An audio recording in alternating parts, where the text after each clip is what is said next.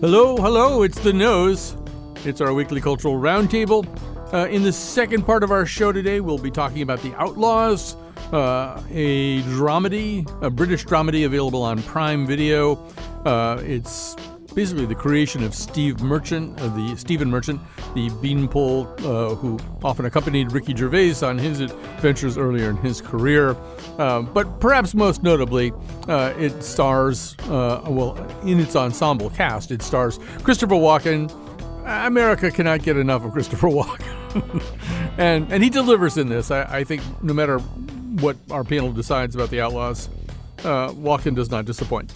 But we're going to begin with something a little bit different, something very different, really. First of all, let me tell you who's on the panel today. Sam Hadelman works in music, public relations, and hosts the Sam Hadelman Show at Radio Free Brooklyn. Rich Hollant is a principal at CoLab, founder of Free Center, and commissioner on cultural affairs for the city of Hartford. Irene Papoulis teaches writing at Trinity College. So yes, in our first segment, we're going to talk about somebody who, I'm going to be honest, I was not familiar with heading into last weekend. I've grown, as I get older, accustomed to not recognizing the name of the musical act on Saturday Night Live. I'm sorry, Sam, I did not know who Gunna was going into Saturday either. Yeah, I know. But I also didn't know who Jerrod Carmichael was. He came out. He made references to a special. He made references especially to the fact that I think he said something to the fact that he said, I've only been gay for 48 hours or something. You realize there's something going on there. And then he kind of took over the stage, did this tremendous monologue in which he played around with the idea of not wanting to talk about Will Smith and Chris Rock without ever saying Chris Rock, Oscars, Will Smith, any of those things, and did a marvelous job with it. I went back and watched some of his earlier work, and then watch Rothaniel, and that's where our panel comes in. But before our panel comes in, let's hear a little bit of this young man. He is a stand-up comedian. He's also had his own series for a couple of years on NBC. Here's the new special, and here's him kind of getting things started. One of my last held secrets is my name. My name is not Jerrod. Welcome to the show, everybody. I thought we were being honest tonight. Jerrod's my middle name. I was given the name Jerrod by my brother, Joe. He's like 7 years older than me. They just trusted a kid to name a kid, but whatever. I'm thankful for that.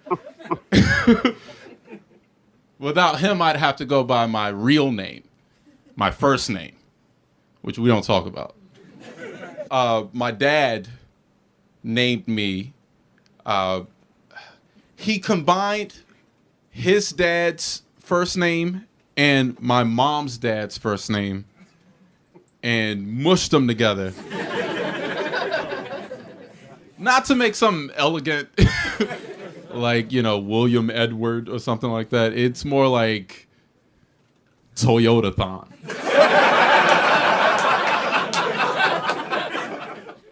All right, so that sounds like maybe he's going to do something resembling a conventional comedy special. That is anything but the case. We'll try to explain it to you without messing up too much of it, although I'm not super worried about that right now. But maybe Irene, get us started here. I'm guessing, because we are of a similar age and background, that you might not have been too familiar with Jerrod Carmichael, who, by the way, I'm informed turned 35 this past week before Saturday Night Live. So what did you think of Rothaniel? I loved it. And I had seen, I had the same experience watching him on Saturday Night Live, and also was just so impressed by the tightness and elegance of the way he constructed the monologue. And that I saw in Rothaniel also, very much so. And also he's such a delightful, charming human being. You can just tell. And it was beautiful to see him talk about his intimate life in that kind of a comedy show context. Although towards the end, he insists that he's not really that charming and he's not even really that nice. Although I don't think I believe him. I'm kind of with you on this. There's something just extraordinarily charming about this person. And part of the charm, though, is saying that, like, this is a front, but of course it is. Isn't charm always to some extent a front? Well, that's like I maybe don't know. That's why they call it charm. That could be a whole other episode of the Colin McEnroe Show, which I would be Yeah. eager to do, and you'd have to be on it. So, Rich Hollant, I have to get this off my chest. I didn't know that you were going to be on the show this week, but I spent a good portion of Rothaniel thinking, Jerrod Carmichael talks a little bit. There's something similar in the quality of your voices. I was just thinking it again, just listening to that clip. There's like he's kind of doing a Rich Holland impersonation at times, just the way, just the timbre of his voice and stuff like that. But that's not what we're here to talk about. I can't talk to that anyway. My attorneys are dealing with that right now. All right, yeah. No, you gotta go after him before he I gets see what even you mean, hot. though. Yeah. Yeah. So there's this. First of all, playing that clip again. I just fell in love with this guy again. And that doesn't actually happen to me much. I usually watch things and I'm cutting them apart and I'm paying attention to how they're put together. And I didn't care, while it was put together beautifully, and I'm sure we'll get to talking about that a bit because we've done so extensively so far. I just fell in love with this dude. And he is all my children. He is every moment of my life, for the most part, is the essence of what he was talking about. And I was kind of dumbfounded and so grateful that I was asked to be on the show because I might not have watched this thing, because like everybody else, I didn't know who he was. I mean, I'd seen him on a couple of shows here and there, didn't make such a big impression, but this moment was his, in a lot of ways, his coming out moment, professionally and in other ways. And it was all put together in a way in which everybody who was doing it knew that they were touching something magnificent and beautiful, and that was going to be, this pivotal change in the conversation that we've been having about culture this past month. And everything about this worked. Yes. So, Sam, I'm guessing you already knew who he was. Like very lightly. I'm kind of on your boat. I knew him from the Tyler the Creator interview that he did in 2018 around Flower Boy, and then he was in the skits for Tyler the Creator's album Igor. And that's really all I knew about him. I actually spend most of my time thinking about Jerrod Carmichael. Like, how is he getting in these rooms? Like, how is he hanging out with Kanye and Jay-Z? Like, what has he done that has warranted him being in these rooms? And I found out very quickly with Rothaniel. It was conversational, it was honest, and above all else, it was just funny. Like, I'm just so bored with comedy. Like, either you're an old guy on a stoop complaining like, oh, how about that Twitter today? Or you're like doing something that's much more akin to like a sociological conversation in a grad school class, but it's not exactly funny. And this was like introspective and funny. And I don't know, I was absolutely blown away. Yeah, so, there's so much, we could talk for a whole hour about this thing, and it really is so fascinating. I think I would be comfortable saying, in a lot of ways, it's like the best thing I've seen in any genre in 2022. I can't really think of anything that has moved me as much and delighted me as much and touched me as much. And, Irene, towards the end, he starts to kind of fall apart. And so that we should say for the entire time that he's doing this, he's seated in a chair in a club. It's the Blue Note in New York. He often kind of curls around on himself. And there's nobody has ever done any kind of performance with so much time spent touching his face with his hands. He just does that constantly. Sometimes he kind of face palms, sometimes he's thinking, and towards the end, he really kind of almost is curled into a fetal position, and he's really kind of having trouble, it appears, deciding what he's going to say next and how he's going to proceed. And he's kind of sharing his thought process a little bit too. He's saying, I'm trying to think of a joke, but maybe I shouldn't be joking. And I'm just sort of wondering. I thought, to Sam's point, well, this is something I haven't seen before. It seems very, very genuine, and I'm pretty happy to ride with it. But what was your reaction towards the end there? I was with him. I was completely with him in his genuineness.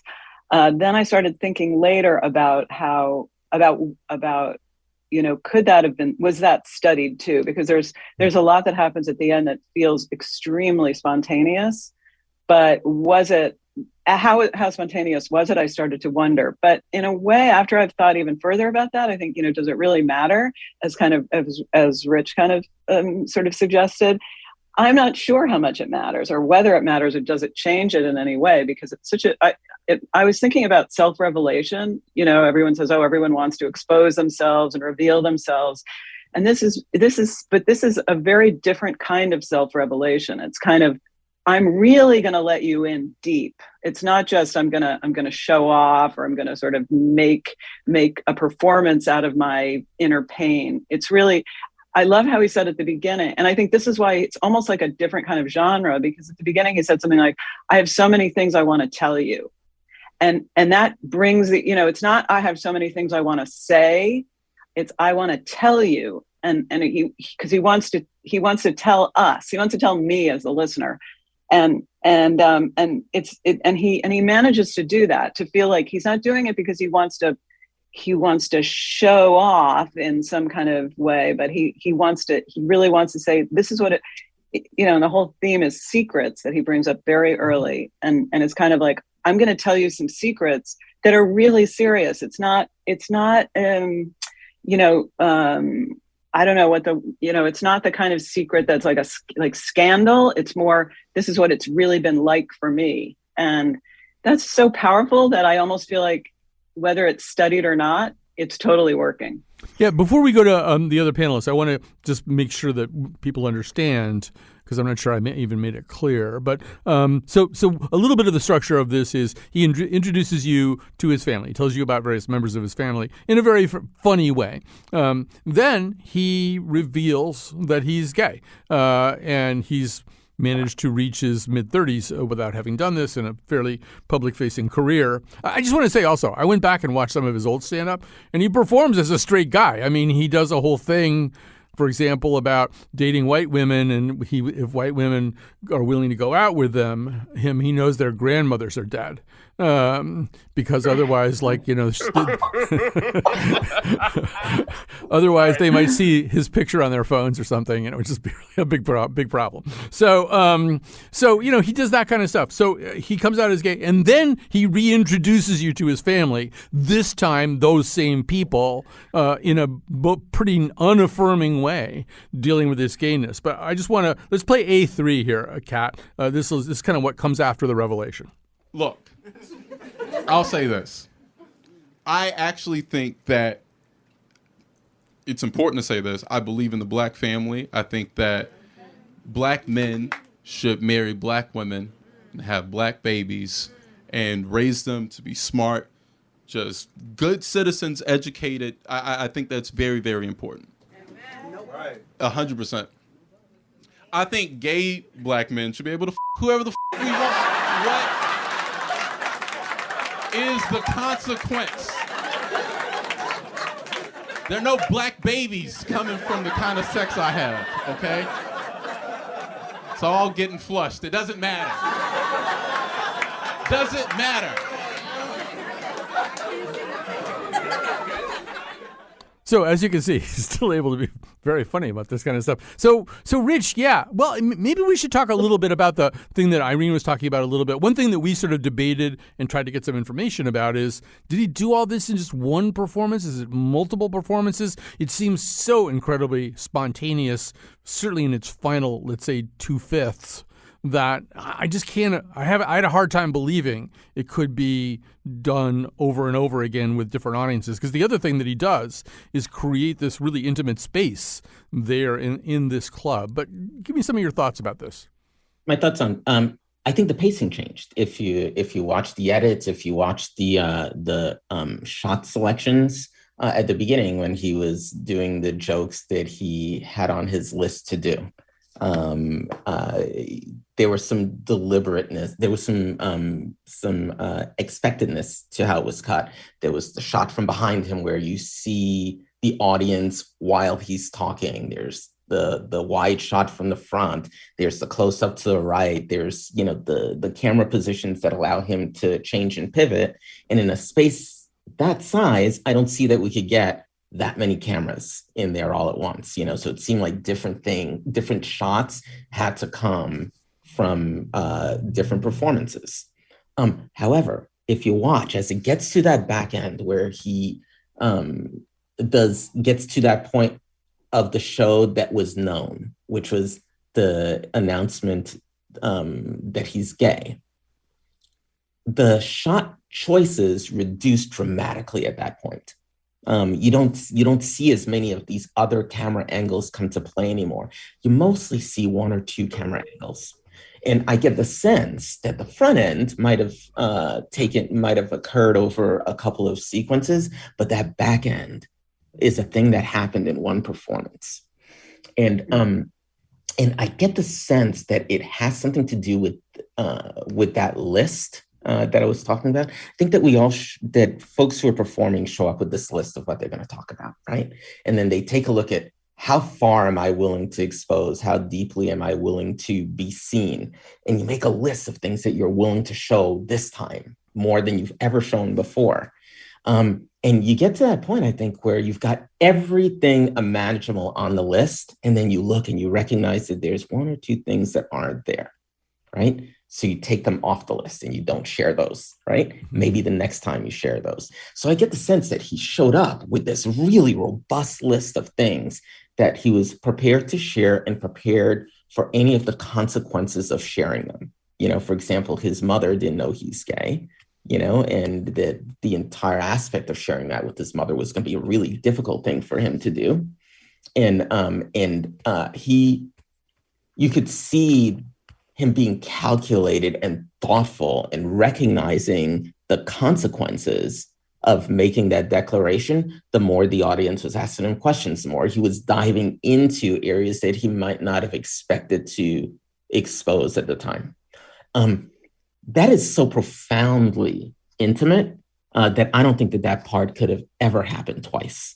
I know that even talks that I've done, I can't do them twice. You know, I've been asked to do them again, and I'm like, yeah, I'm somewhere else right now, or I learned what I was going to learn from that, and you know, to be real, I can't repeat that. So I believe in watching how this guy expresses himself that he couldn't have done that last bit twice. Could I just jump in there for a sec? Yeah. Because I think that also, I would love to hear more about how they did that, because the comments from how spontaneous were the comments from the audience? You know, I think that call and response structure was, I think I agree with you, Rich, that it was kind of part of the spontaneity, as opposed to here's a question that you should ask later. You know, it wasn't like that. And that was the thing that propelled him. Yeah, I agree. I don't know. I'm just thinking that it was those a lot of times it was the questions that propelled him into the self-revelation. Yeah, there's people in the audience. I mean, Sam, you were saying that you were getting tired of comedy specials and that this one was different. One of the ways that it's different is the crowd involvement. First of all, I think Jerrod Carmichael is really good at crowd work, even in his Saturday Night Live monologue, where typically crowd work, unless it's part of the stunt, isn't a big thing. He was kind of bending over and directing things to certain people in the audience. This is what's happening with the crowd is just amazing. It would be a nightmare if this were any other kind of comedy special, but they've just got the audience kind of has its own agendas. I'm pretty sure that, you know, having the audience yell out, Are you still carrying your father's guilt around with you? Is something that doesn't happen at like Gallagher comedy shows and stuff. But Sam, the way that he interacts with the audience, the way that he lets the audience kind of drive the conversation. There's this one woman who has this really loud "whoa" because he starts to talk about how some people didn't have a problem that he was gay, but then had a problem that he was dating white men, and that's when she kind of lets out the "whoa." But there's something very exciting about the way the crowd's involved here. It's not like typical comedy, Sam. Yeah, and it's funny because like I feel like comedy is in a place where like heckling is really prevalent, and a lot of comedians like don't know how to handle audience interaction and that like improv off the cuff comedy. And to see them not only like commenting, but commenting such deep, profound questions that like I wouldn't feel comfortable asking like one of my friends, just like in private. And Jerrod Carmichael's answering these really deep questions about his identity and his family dynamic with like 50 people in the room going on HBO. Like I think that just added to the weight of the whole thing. But there's one thing I wanted to talk about, and it was the pacing of like how he talked. Yes. I thought it was interesting that they opened with jazz. And in my opinion, the way he was pacing himself was kind of like jazz.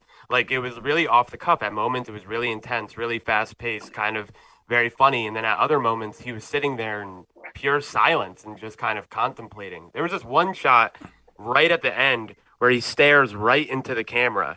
And it's like at the most intimate, exposed moment for him. And I felt like a member of the audience. I kind of felt like screaming out, like, how are you doing this? Like, how are you even managing to talk about these issues and wear your heart on your sleeve like this? Like, I don't know. I just thought that this is the future of comedy.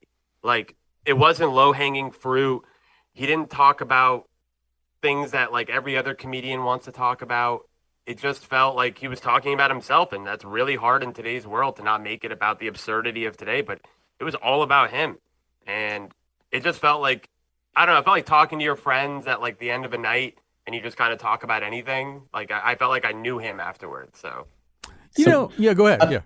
Go ahead. I was going to say that in college, I discovered Miles Davis, and I've been paying a lot of attention to Miles ever since. And so I've collected albums. There's, I recall every image that I've ever seen of Miles, and this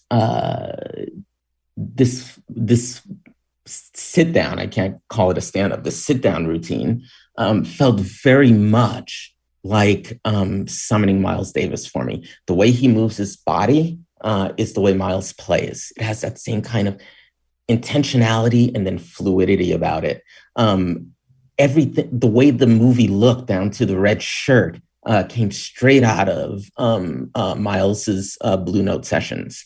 And as we were mentioning, the coat that he puts on at the end to leave the Blue Note where he was performing is the exact replica of a Miles Davis coat that I had bought for myself when I was in college to run around the streets of Boston. This thing summon up the spirit of Miles, right? And there's a bunch of things in Miles's life that he neither confirmed nor denied and didn't want to get engaged with around his bisexuality and a whole bunch of things like that. And this feels like he was picking up where the Miles story left off and just kept going with the improvisation of it into ideally what would be a new future for comedy that we could all get behind. Yeah, I want to talk a little bit about that as we head towards the end here. First of all, I want to say one thing. I don't think we've said the name Bo Burnham yet today. Bo Burnham, the comedian Bo Burnham, directed this, and it really is lovingly directed, I think. I mean, we've really talked about how it's actually a very beautiful looking comedy special from beginning to end. It begins with these shots of snow and ends with snow, and there's a little bit of James Joyce's The Dead going on in there. And then there's this red shirt, which is like this, Rorschach blot. It's, Rich sees Miles. I see Richard Pryor wearing almost exactly the same kind of red shirt in one of his comedy specials. There's sort of a lot that we can do with that. But, I also wonder, Irene, when Nanette, the Hannah Gadsby special, came out, people said the same thing. This could be the future of comedy. This could be a new direction. Comedy will never be the same. And I kind of wonder about that. I wonder this seems so very special, you should pardon the expression, and particular to the world and persona of Jerrod Carmichael. I think it would be folly maybe for somebody else to try anything similar. I don't know that this will alter comedy for anybody except him, but what are your thoughts? Well, first of all, I love Rich's coinage of the idea of sit-down comedy as opposed to stand-up comedy.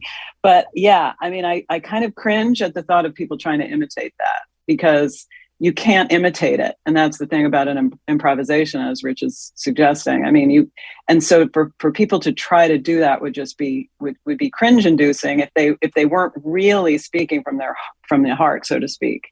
So I think it really does depend on somebody that has some kind of, that's in touch with their own absolutely unique vision. And it's hard to imagine, how somebody else would, if somebody else did that, it would have to be in a different way. They couldn't be in touch with their unique vision, a la Jerrod Carmichael. I think it would be very difficult. All right, we're probably gonna have to stop there. Yeah, one more thing. Is that you, Rich? Yeah. What I was going to say is that I think Eddie Murphy I think Richard Pryor established something that a bunch of comedians took on without replicating Richard Pryor. I think it set a tone and an attitude and a point of view without actually necessarily being Richard Pryor, Eddie Murphy, riffed on, and a whole bunch of other folks. It set off a light bulb for them in a way. And I think that it's possible to do this without aping Jerrod. Yeah, I think that's true. And I wonder how many comedians will heed that call, though. I mean, to move away from the formulas that work, the formulas that they know work for them on their comedy specials. It'll have to be new people whose names we also don't know coming along and trying this stuff, I think. All right, so we're going to take a little break here. We're going to come back. We're going to talk about The Outlaws, which is a relatively new dramedy, serio-comic series, like everything is, on Amazon Prime.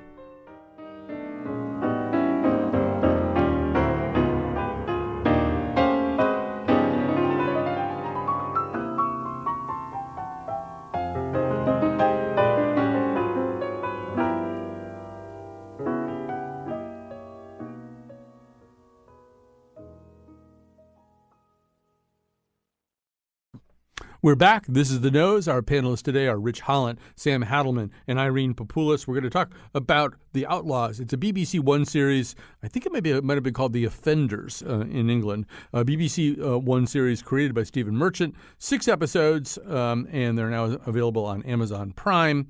Well, I can read Amazon's synopsis. It's a comedy thriller about a disparate group of lawbreakers thrown together to complete a community service sentence. So you get people from very different backgrounds there. This is me talking now.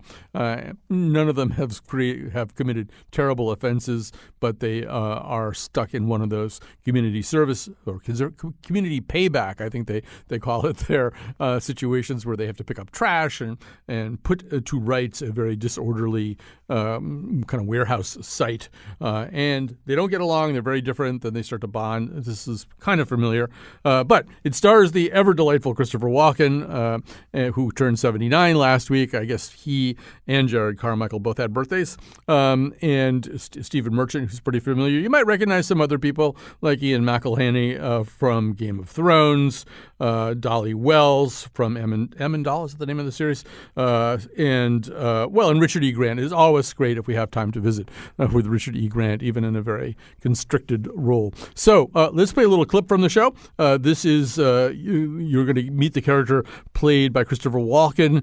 He is one of these kind of delightful, charmingly crooked guys who lights up any room that he's in. And I believe right here he is meeting his fellow offenders. Greetings and felicitations. Hi, Pockets. What's ticking chicken? It's finger-licking chicken. Good morning, ladies. Can I just say, you're both looking beautiful. No, you can't. He can't tell you that you're beautiful? We didn't ask him for a verdict on our appearance. Sorry, but I said, like I find it, ladies, you're both right couple of swooners. Attention! Sit. Some people think that community payback is an easy option, a soft touch. Newsflash, it ain't. You will repay your debt to society by working the number of hours mandated by the court. My name is Diane Pemberley. I'm your supervisor, and I could be a good guy or a mean bastard. Your choice. Good guy, please. You don't choose. You said it was our choice. It was a figure of speech. Wasn't entirely clear. Are you a troublemaker? No. Definitely not. All right, so Sam Hadelman, maybe get us going. Tell us a little bit about how you reacted to this series. I didn't really know much about it going in, but I found myself really pleasantly surprised. I love when there's such a really random ensemble of characters from shows. I can be like, oh, you were in that one show. That's my favorite thing on planet Earth. I love the lead. I think her name is Rayanne Barretto. Mm-hmm. She's so charming, such a good actress, plays her role perfectly as this teen who's been crushed by the weight and expectations of her parents and is kind of acting out. And as someone who grew up in Connecticut, that's a very familiar trope, especially, never mind. But it's, I don't know. I loved the concept. I really like how they're like sprinkling in little commentaries about class. I think British TV can do a little bit more of a casual job of doing that than American television can sometimes. I thought it was smart. I thought it was witty. I liked the writing. I thought the plot was going in really interesting places. It wasn't exactly predictable. Christopher Walken's a great addition. It kind of reminds me of Chevy Chase on Community, but not horrible. Yeah, I really enjoyed it. Well, as long as we're making the comparison, I think, Irene, you and I reacted very similarly that Christopher Walken also reminds us quite a bit. That character reminds us quite a bit of Mickey, the character played by Jon Voight. Jon Voight may be a horrible person, but he is so good in Ray Donovan as Mickey. And Christopher Walken's the same kind of guy. There's in the sixth and final episode, there's a scene where things are really getting tense because it is a comedy thriller, and there's the bad guys are really scary, and so some of the situations are pretty dire, and you are not just free to laugh your little head off some of the time. But Walken at one point deserts the post that he's been assigned to by his friends and Confederates, winds up in a bar, and when they cut back to him, he's dancing with a whole bunch of women in the bar to Don't Ya by the Pussycat Dolls. and it's a real Ray Donovan kind of moment, but Walken makes it just so charming too, Irene. And it's so great for an older person to sort of go beyond, like he's just going to get with the young people. He doesn't mind, and then they don't mind either. So that's really fun. They see him as an old man at first, but then he becomes a party guy. Yeah, just like Mickey does. So that is great. Irene, Sam said that the lead was the character of Ronnie, Rian Barreto. I'm not sure there is a lead in this. I think this really is a true ensemble piece where everybody kind of gets a chance to shine at certain moments. Yeah, I have to agree because Sam, when you said that, I was thinking, wait, which one was that? Who's the lead? Yeah. You could make a case for any of them being the lead, actually, I think, maybe it's also depending on who you identify with the most, because maybe we all identify with different. I mean, I couldn't help but find myself identifying with with Myrna, the activist, and just the way her house looked was so familiar. Not that I feel like I'm like her, but just all the books all over and everything. The set was perfect. It was so good. And her attitude of trying to change the world in a certain way. I mean, and the show kind of was on the edge of, part of me was, resisting the resistance to her as an activist. But I think it sort of like it landed on a good note, I think, with her. But we could really pick any one and talk about how they were central. Yeah. So, Rich, I think you were, I don't know, you were low on sleep when I heard from you. You seemed less enchanted by this than maybe the other three of us were. Well, I was actually, what I was enchanted, period. Right? I thought that it was just lovingly written, beautifully written. He took the time to actually get into each of the characters. There was this beautiful setup in the first episode where I forget names. Where the actress we were just talking about, the young woman who I identified, exactly, who I identify most with as someone who takes on spite vengeance for the overdemands of her parents. And there's a point where she's observing the yard where they're all working, and recognize like, oh, this is just like a peculiar cast of characters that you wouldn't expect to come together all at one point, and then just goes through and talks about, which iconographic figure they each are playing. At that point, I expected that so early on they exposed what could be the tired hook of this series, that they were then going to go and blow this thing apart and, take things in the most unexpected directions. And it didn't. Everything just went where it's expected to go. Unlike Ray Donovan, where most of the characters are unlikable and you're hooked and glued to the scene watching Mickey, who's just a despicable guy, unlike this Christopher Walken's guy, who in a way is Mickey, but is full of redemptive moments. There's a piece there where, for me, it didn't go into that unexpected space. It just did what I expected it to do particularly well. Yeah, I mean, I think that's fair. Although one thing, if you listen to the show a lot, and if Bill Usman were here, he would be happy to chronicle this too. I spend a lot of time complaining about the serial comic mode. Not that I don't like it, but I just think it's so pervasive. It's like this, invasive species that's going to colonize all of entertainment. Nothing is ever really fully a comedy. Nothing is ever really fully a thriller. And this is certainly in that category. But one of the things that they did was they really, as I said before, I thought they made the scary parts really pretty scary. I mean, some of the people, and I should say that Merchant's co-creator on this is a guy named Elgin James, who has a gang background, who has done prison time, not for shoplifting in a mall, but for considerably more serious offenses. And I think he may have injected some of the grit into this. And even, like Sam, I don't know, there were some moments in the final episode where they find the mother of the character Ben, and it turns out she's got a massive drug problem. He's been trying to take care of both her and his sister while interfacing a lot with this really dangerous element. I don't know, I was kind of moved by that even. So it's weird. It's always a struggle. Like, can you continue laughing at stuff while you're really worried about somebody getting hurt or really moved by the pathos of it? I thought this managed somehow or other to do that, but I'm wondering how you process everything I'm talking about here. I mean, not to be this guy, but isn't that kind of the world we live in? Like, nothing's like exactly funny. Like, the things that make me laugh are kind of horrible too. Like, I don't know. It's I think I disagree with you. I'm fine with comedy, thriller, comedy. It's just a balancing act. It's like making sure that both are. It's like being like a switch hitter in baseball. You know what I mean? Like, as long as you can do both well, I'm totally fine with it. And I totally agreed. It was kind of funny. I forgot that this was like a British show. So in the first episode, when he's trying to rob those guys and they pull out machetes, I'm like, "Where's the strap?" And then I was like, remembered, oh, this is the UK. Not everybody's armed. But I thought it was really piercingly funny, and it did the action stuff really well.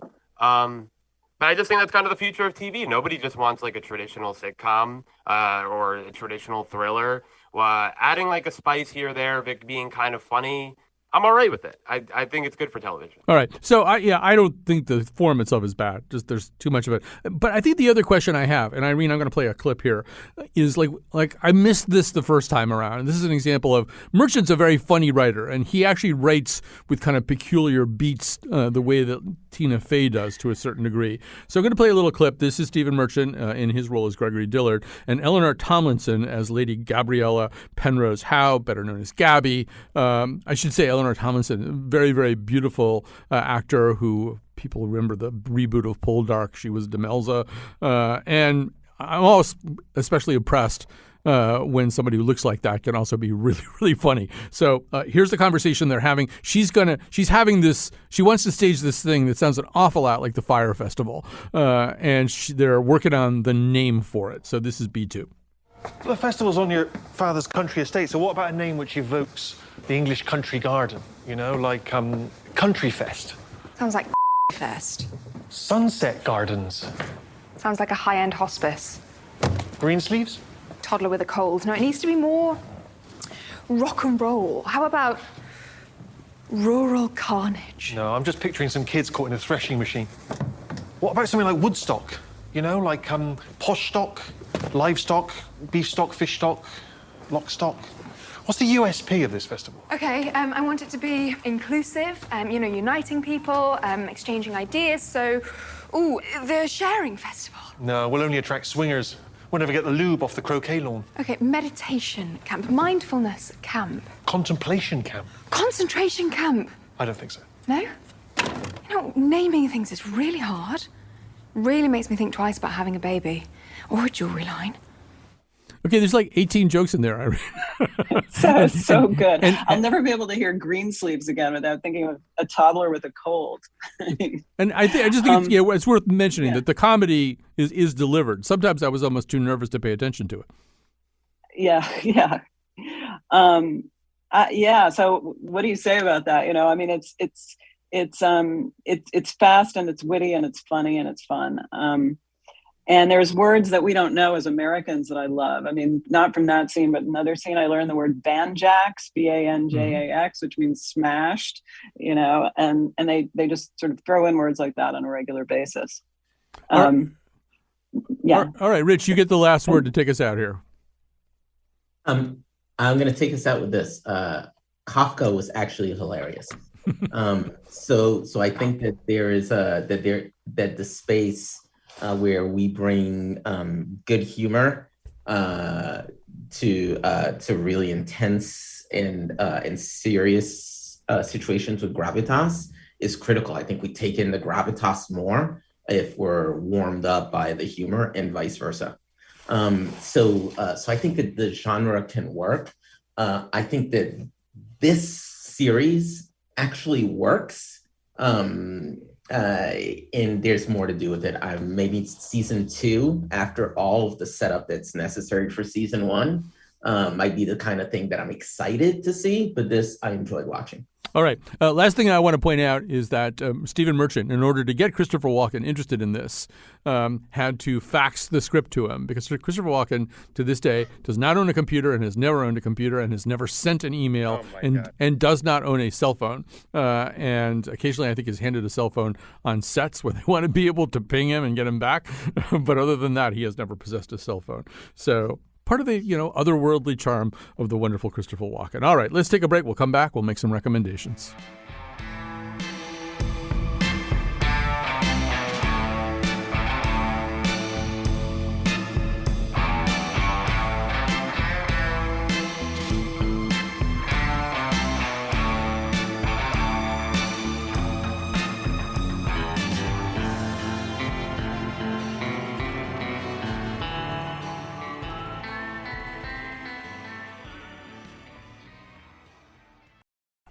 And we're back. It's time for me to say some thank yous, especially to Kat Pastor, our wonderful technical producer, and to Jonathan McPants, who produces pretty much all the episodes of The Nose, including this one. It's time to do some recommendations. We've got a great panel for you here today. Let's have Irene Papoulis get us going. Okay, I'm going to start with 2. Well, I have 2. The first one is to continue. I'm endorsing continuing the work of Eric Boehlert, who died. I think he has been on this show. I know, and he was, his life was devoted to fighting disinformation and all, sort of from the left, but skeptical of everyone. And he would always ask questions like, why does the New York Times always interview Trump voters much more than they would ever interview Biden ones? And that his work is so important, and he died too young in an accident. And we should all fight disinformation and find out what the real truth is. And the other one is, I just happened to have finished reading a novel that's also about gay men and secrets, and British. It's called The Line of Beauty by Alan Hollinghurst. And it's just got some beautiful passages of language, the way he puts together language, and really explores that question of in the context of the 80s in Britain and the AIDS crisis a little bit he gets into. And it's just a beautiful novel. So The Line of Beauty. The Line of Beauty. And the author again?